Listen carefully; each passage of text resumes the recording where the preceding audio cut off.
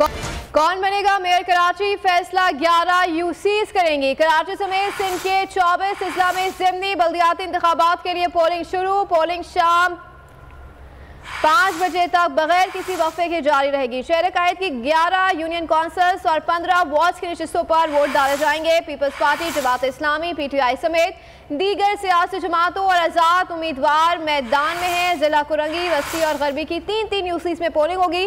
किमारी और जुनूबी की 1-1 यूसी में ज़िमनी बल्दियाती इलेक्शन हो रहा है। जिला कुमारी और शिरकी के 6-6 वार्ड्स में पोलिंग हो रही है। मजमूई तौर पर 234 उम्मीदवार बल्दियाती इंतखाबी दंगल में पंजा आजमाई कर रहे हैं। अपने नाजरीन को अपडेट कर रहे हैं। कौन बनेगा मेयर कराची, फैसला 11 यूसीज करेंगी। कराची समेत सिंध के 24 अजला में ज़िमनी बल्दियाती इंतखाबात के लिए पोलिंग शुरू हो गई है। पोलिंग शाम 5 बजे तक बगैर किसी वक्फे के जारी रहेगी।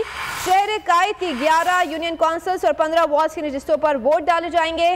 Peoples party, Jamaat Islami, PTI समेत दीगर सियासी जमातों और आज़ाद उम्मीदवार मैदान में उतरेंगे।